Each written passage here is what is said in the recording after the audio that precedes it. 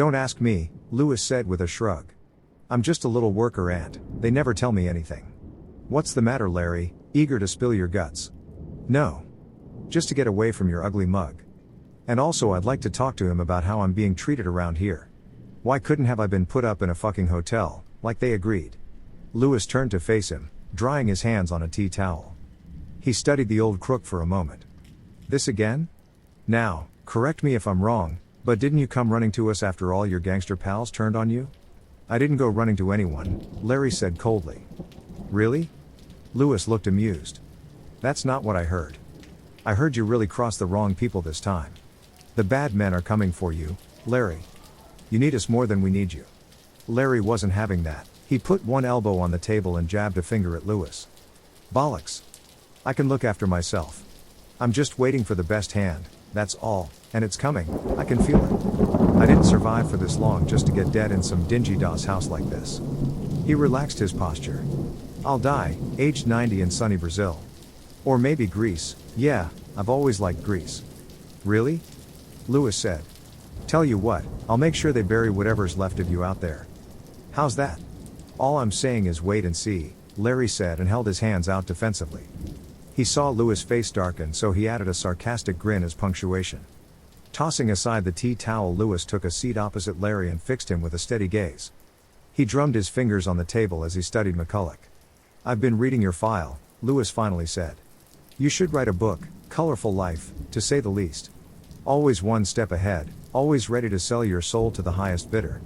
And always on the winning team, no matter how many times you have to switch sides, eh Larry? No matter what that team might be? He paused, but never took his eyes off Larry, then said. Your mother must have been so proud. 25. Larry shook his head and gave Lewis a look like he thought he was simple in the head. He leaned back and folded his arms. There was no way he was going to let this little shit intimidate him. If anything, he found it amusing he was even trying. He took his own sweet time before answering. And it just eats you up, doesn't it? Larry said softly. Sure, I've played dirty all my life, and yeah, granted I might not be at my best right now. But you know, don't you, Lewis? You know deep down, I'm gonna come through this whole fucking mess set for life. For once, Lewis' reaction was not what Larry expected. Over these last couple of days he had learned exactly how to get Lewis goat. The young man hated Larry, but hated even more the fact that he had to protect the bad guy this time, even at the expense of his own life. But this time Lewis just smiled and had a look of genuine pity in his eyes. Larry frowned without realizing it. It was a look you would give to a dog before putting it out of its misery, and I know something you don't. Kind of thing. And it made Larry feel distinctly on edge. Then Lewis leant forward with a look of pure mischief on his face. All I know is that I'm on the right side, Larry. And that's good enough for me. Whatever happens over the next few days, in the end you'll be just another anecdote. Sure, I might be dead, but I'm at peace with that. He said it with such genuine sincerity it unnerved Larry all the more. But you? Lewis continued. You'll be just another lowlife who thought he knew it all. He lowered his voice for effect. You know those shadows? His voice was barely a whisper now, and Larry found himself leaning forwards to hear. The ones that keep you awake at night? I know what's in them, Larry. And I've got a feeling, sooner or later so will you. What the hell is that supposed to mean? Larry blurted out and sat back, annoyed with himself for being drawn in. A grin snaked its way across the Lewis face. He was enjoying the moment. I'm just saying that's all. I know what's coming for you. And I'm not sure we're going to be able to stop it when it does. Lewis. Both men jumped. The voice was sharp and Italian. Peroni was standing in the kitchen doorway with a face like thunder. Lewis was about to speak but she cut him off. That's enough. Out, and relieve Jeff, he's in the car. Now, she jabbed her thumb back over her shoulder. Without a word, Lewis got to his feet and sheepishly left the room, staring at the floor as he went. What's his problem? Larry said, wondering what the hell had just happened. Peroni's face lightened a little. His problem? Why, Larry, his problem is all of ours. Just what in the world are we going to do with the infamous Larry McCulloch, huh? With this, Peroni turned on her heel and disappeared back through the door, leaving a bemused Larry to curse the day he'd ever agreed to this lunacy. 5. The concierge of the Manchester Hilton watched the scruffy old bag lady trying to negotiate the revolving doors with mild amusement, and he knew as she finally managed to squeeze her considerable bulk and baggage into the reception area that unless she was an eccentric millionaire he was going to have to kick her right back outside again before she stunk up the place. On a good day he may have pointed her in the direction of the kitchens in the alley around the back of the hotel, but today had not been a good day. 2 double-booked suites and a bar fight had seen to that. So Mrs. Shopping Bags better flash her gold card or she'd be out on her arse and he would at least feel a little bit better about his shitty day. The bag lady waddled up to the front desk and plonked her bags down. She muttered something about the freezing weather and her aching legs, then looked up at him.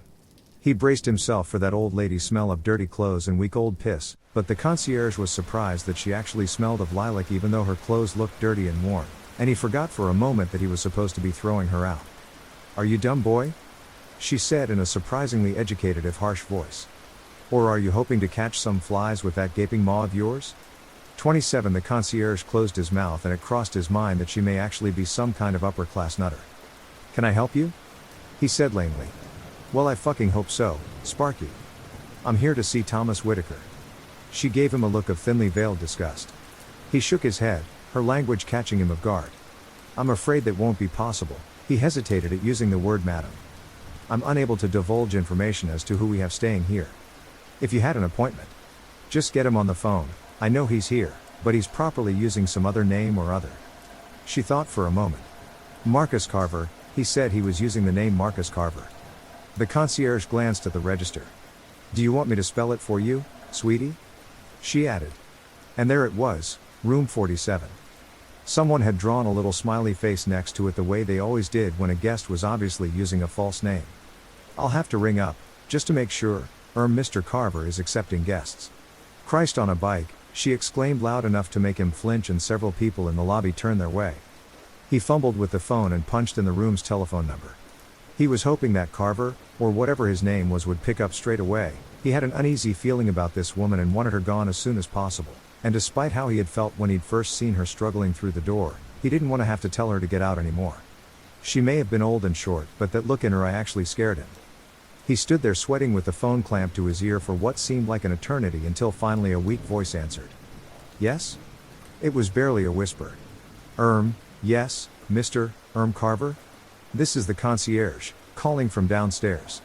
He swallowed, his mouth suddenly dry. The bag lady was boring a hole into his head with her icy gaze. "I have a lady here to see you, sir." He heard a sharp intake of breath. "Describe her," he said. The concierge felt physically sick at this. She was still staring at him, her eyes narrowed. "What did he say?" she asked. He asked me to describe you." His voice trailed off. Carver may as well have asked him to tell her to go fuck herself. She let out a shriek of laughter and put her elbows on the desk. She grinned, revealing a mouth full of gold teeth. "Go on then, describe away." The concierge swayed. He felt faint, which made the old woman shriek again. "Ha, don't worry," said the voice on the phone. "I'd recognize that cackle anywhere. Send her up." "Oh, thank Christ," the concierge said out loud before he could stop himself. You can go up, miss. Room 47, the lift's right over there." He gestured to his left. He was about to hang up when the woman slammed her hand on the desk. "Hey, not so fast. I want 2 lobsters and a bottle of champagne sent up. Whitaker's paying." "I heard her," Whitaker said through the phone. "Get her whatever she wants." "Yes, sir," the concierge said, hanging up. "And it better be the fucking good stuff, not some old piss poured into a vintage bottle, understand?" The old woman narrowed her eyes suspiciously. He nodded vigorously. "I'll order it straight away, madam." She snorted at this and waddled over towards the lifts, muttering obscenities. Watching her go, the concierge thanked God she hadn't asked him to carry her filthy bags up for her. Yes, he said to himself, this was one shitty day. First things fucking first, Tommy. What the fuck are you doing in a place like this? Low profile. She wasn't even in the room yet and she was tearing a strip off Whitaker. He stood there holding the door open and just took it. "You've got the world and his dog looking for you, so where do you hide?" She continued. "The fucking Hilton. I suppose because it's out here in the 29 provinces and not London, you thought no one up here would know who the fuck you are? Is that it? You numb bastard.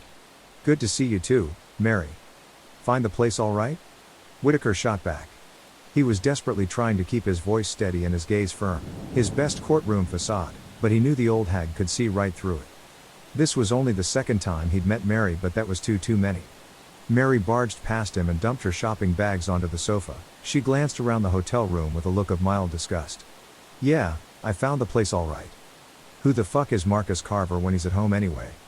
Whitaker shrugged. An artist's agent I represented once. Think he's dead now. It was the first name that came into my head. If he isn't dead, he can sue me if he likes. Besides, you told me not to use my real name. I did? Mary seemed genuinely surprised. Must have had a good reason. Then she seemed to remember. Sharks. She added. What? Although he barely knew the woman, Whitaker had already grown accustomed to her way with words. She would throw random sentences around and then it was up to you to arrange them into some semblance of order or meaning. What do you mean, what? She said and waddled over to the mini bar, which Whitaker had been attacking with a vengeance all day. She helped herself to a gin. Mary, Whitaker took a moment, he had to keep calm, had to remember that what this raggedy old dear knew about the people who were after him and Larry could save his life, and more besides if the rumors were true. I don't have a lot of time. Ha, no shit, Mary snorted, and down the gin in one, which made her pull a face. Do you have my money? Whitaker gestured to an envelope on the table. 5,000. Now what exactly am I buying? Apart from your lovely company, of course. Protection, knowledge, a crash course in the world as it really is. Standard stuff, should help, maybe, if you start thinking straight and lay off the fucking booze. With this she uncapped another mini gin and downed it. You must have a clear mind, Whitaker. I can only help you so far, given the shit you're drowning in right now, you and McCulloch. Pair of dumb shits that you are. You know I could have sold you out for 10 times that much? Mary abandoned the mini bar and picked up the envelope of money. She felt the weight of it in her hand. 10s and 20s, good boy. So why didn't you? Whitaker suddenly wanted her gone, he was desperate, yes, but had he really sunk this low? Taking protection advice from a bag lady? I'm neutral, she said. Wouldn't have been fair, let them find you in their own way if that's the way it has to be. You've hired me, I'll do my best for you, then I'm gone. You people can fight it out amongst yourselves. I don't give two shits if you're dead by the end of the day, but if that's the case, it won't be because of me. I'll have done my bit, fair and square. She tossed the envelope into one of her bags and then dumped the contents of one of the others onto the table. That's very reassuring, thanks. Whitaker watched as she rummaged through the various charms and trinkets she had in the bag, which were mixed in with what looked for all the world like the contents of someone's rubbish bin. Where is it? Mary said, frowning. She picked up what looked like a minute metal dream catcher, twirled it, then threw it back amongst the crap and shook her head impatiently. This drove Whitaker over to the mini bar. He took out a vodka, popped the cap and sipped it. What's all this about sharks anyway? Don't tell me Jaws is after me too? This brought a smile to his face, the first one in what felt like weeks. He finished the vodka and tossed the empty into the wastebasket. What? Mary grunted. What the fuck have sharks got to do with anything? Whitaker turned to face her. She had laid out several of the trinkets, which ranged from what looked like charms off a charm bracelet, a couple of old coins and another of the dreamcatcher things, on the coffee table by the sofa, and was now stuffing the rest back into the carrier bag. The vodka soothed him a little. You brought the fuckers up, he said.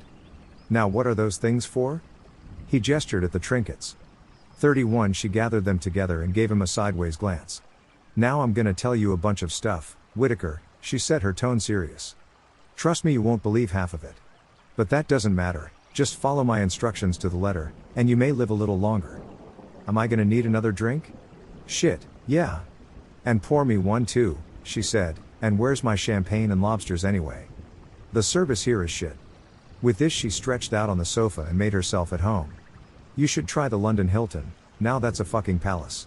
If she kicks her shoes off I'm going out the window, Whitaker thought as he watched her make herself at home, and once again the ghost of a smile played on his lips. Christ, that's twice in one day, he mused, maybe I should keep this loon around for comic relief. Christ with egg in his beard. What are you grinning at, man? Mary snapped. I asked you about my lunch. I'm trying to save your soul here, fancy pants, the least you can do is feed a girl. The smile evaporated right off Whitaker's face, along with the soothing effect of the vodka, at the word, soul. He felt cold, his mouth suddenly dry. Now he remembered why Mary was here. Forget her eccentric dress and comic foul mouth. This woman had knowledge of a world Whitaker knew nothing about, but one he was now up to his neck in. Supernatural shit, she had called it when they first met. Although the sane side of his brain wanted to laugh off comments like that, it had only confirmed what he already knew. He'd pissed of the darkness and now it was out there somewhere, looking for Larry McCulloch, and the best way to find Larry? This idiot right here in the Armani suit. He physically shivered, suddenly cold as his mind drifted to a freezing November night last year, of sitting in the relative warmth of his Mercedes looking through a frost-covered windscreen at 6 haunted faces standing in a Polish field in the middle of nowhere, lit by the car's headlights waiting for those around them to decide their fates. 6 lives, and that word again, souls, saved, albeit unknowingly, by a con man and his greedy hotshot young lawyer. Whitaker shivered again and realized that while he had zoned out he had wrapped his arms tightly around himself, for comfort or warmth he didn't know. He tried to speak but the words got caught in his dry throat. Mary was staring at him with a perplexed look on her face. She had put her feet up on the table, but, thankfully her shoes were still on. The mismatched pair looked at each other for what seemed like an age, and then Mary suddenly jumped to her feet, her face ablaze with recognition. Sharks! She announced to the room at large. Christ with a crew cut. Sharks! She clicked her fingers together for punctuation. They can find you through your name. That's why I told you to use an alias. What? Your name. It's like sharks, they can sense movement in water from miles away, or the merest drop of blood and all that Discovery Channel shit. It's the same with your name, Larry too, I imagine. That's one of the reasons for the false name. If someone uses your name, even thinks it, it sends out ripples of psychic energy, they can lock onto it, follow it to its source, like a shark. You'll need something to block this. She examined the trinkets on the table and frowned. Fuck all here for that. Whitaker could almost hear the cogs turning in her brain as she pondered. Fuck, Whitaker whispered to himself in disbelief and pinched the bridge of his nose between his thumb and forefinger and screwed his eyes shut. When he opened them again he half expected, hoped, she would be gone along with all this madness. What? He said again, it was all his brain could conjure up. She held up a finger to silence him. 1 second. She put her fingers into her mouth and began to pull at one of her front teeth. Although she didn't seem to feel any pain, Whitaker winced for her as she tried to wrench the tooth free. Mary, for Christ's sake. She glared at him, her eyes watering, then with a soft pop pulled out a bloodied gold tooth. She held it out to him with a gap-toothed grin. Whitaker stared at it incredulously. Fuck that, he said. She rolled her eyes and spat out a mouthful of blood onto the insanely expensive carpet. Don't be such a big girl's blouse, Whitaker. You can clean 33 at first. She lisped. That's worth more than 500 on its own. Calved it myself, take a look. With this she tossed it to Whitaker, who caught it without thinking and was surprised at its weight. He shuddered, rolling it around the palm of his hand, and was about to throw it in the waste bin when he saw it was covered in an intricate pattern of lines, shapes and symbols, carved by a master craftsman, or woman in this case. Don't worry, Mary said. You don't have to get it inserted or anything. She laughed at this and spat out more bloody saliva. Just keep it with you. It's got a pretty good range. Should block any ripples from your name. You can use your name, and anyone close to you can, and you should be okay. Or at least I think so. She waddled over to the mini bar, trailing lilac, and took out another small bottle of gin. She took a drink and swilled it around her mouth before spitting it out in the vague direction of the waste bin. Whitaker held up the tooth to the light. Now I can safely say I've seen it all. Mary grunted at his side. You ain't seen or heard shit yet, she said, taking another drink. This time she swallowed and smacked her lips. Ripples from your name? Charms made out of gold teeth? All of a sudden, Whitaker felt like he was the subject of some elaborate reality TV prank show. Not felt, wished. He felt faint all of a sudden. He vaguely heard the knock at the door and for a second mused that maybe it was the prank show host about to burst in to reveal all and tell Whitaker it was all a joke and he was free to go home and back to his guilt-edged life. But if it was the host, then he was doing a damn good job as disguising himself as room service. Mary instructed the kid to bring in the lobster and champagne and then get the hell out. Even though he heard her threaten to pull out another tooth if the kid wanted a tip. Evidently he didn't, judging by the speed in which he exited. Mary was mumbling something as she sat down and attacked the lobster. But all Whitaker could hear was the blood rushing through his ears and his stomach doing backflips. He looked down at the blooded tooth in his sweaty palm. Later, after she had demolished the lobsters and drained most of the champagne, Mary would tell him everything she knew about the darkness that was coming and what laid in wait for him inside it should it ever catch up and smother him. And as she spoke, Whitaker could feel the last vestiges of sanity slowly slipping away.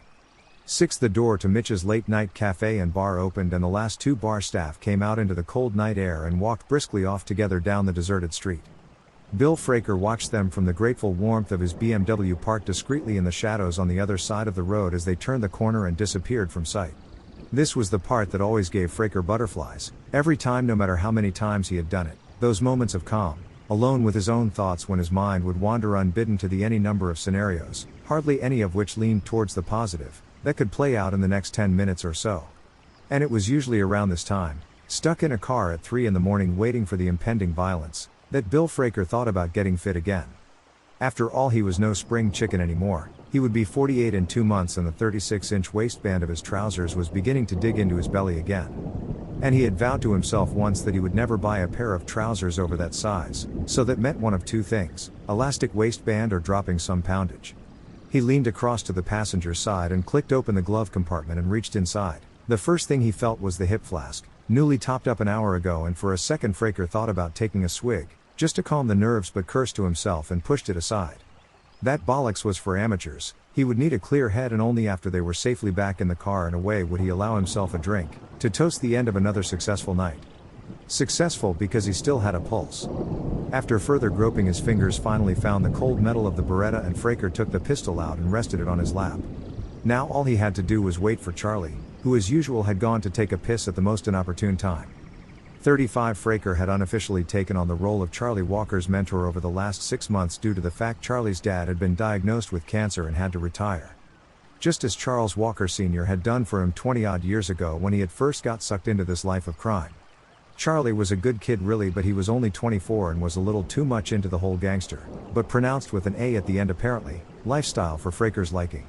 Charlie had already been a part of things on a very low level before his dad's illness, working behind the bar at one of the clubs or chauffeuring people about for the boss, Mr. Lin, all of which had been legal up to a point, but was still kept quiet about around Charlie's dad at the time until his cancer had taken him out of the business and into a hospital ward. So now that no one had to tiptoe around Walker Sr., Charlie had taken the next step up into the real world.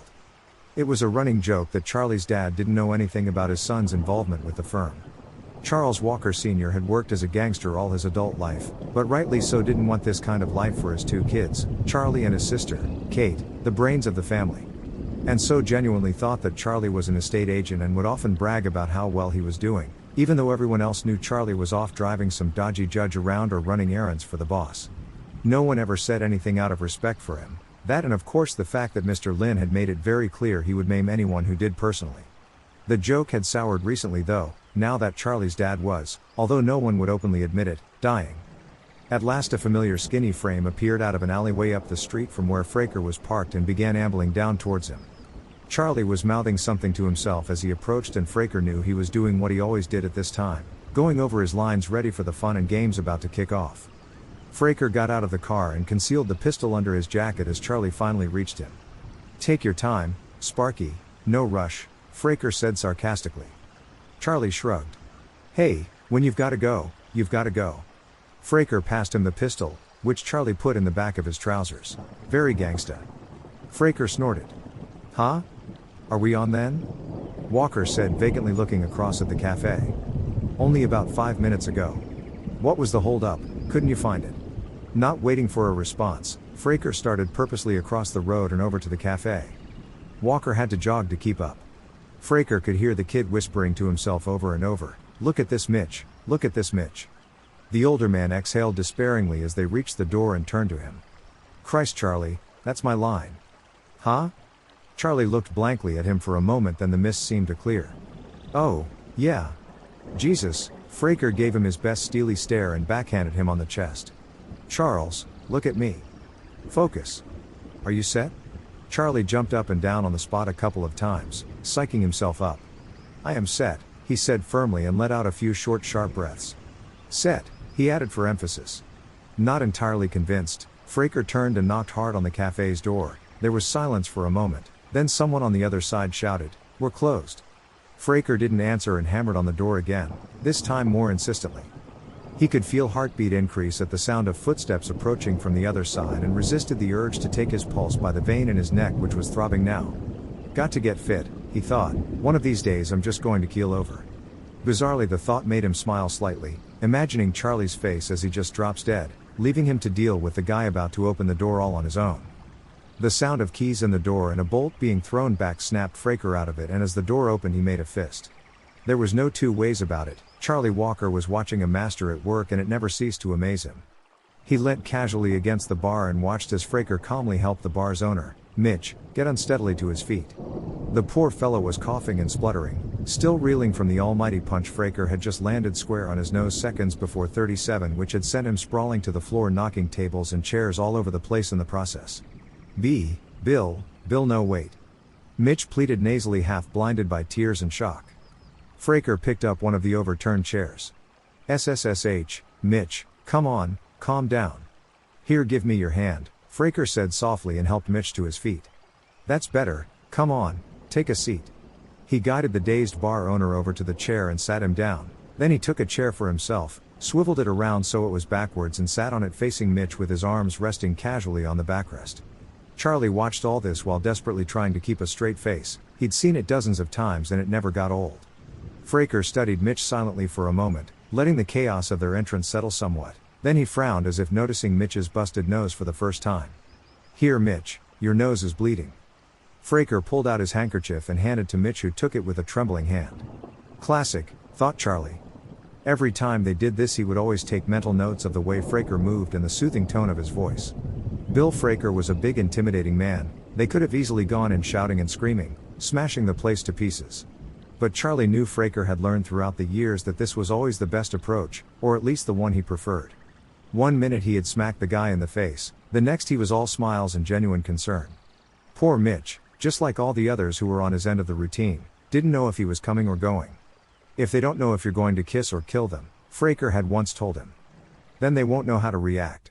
So once you're on top of the situation, you stay on top, with minimal bloodshed and tears all round.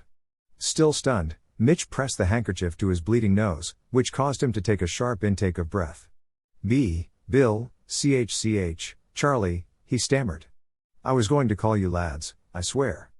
Fraker held up his hands in a defensive gesture. Hey, Mitch, come on, you don't have to explain yourself to us. We know you've been busy.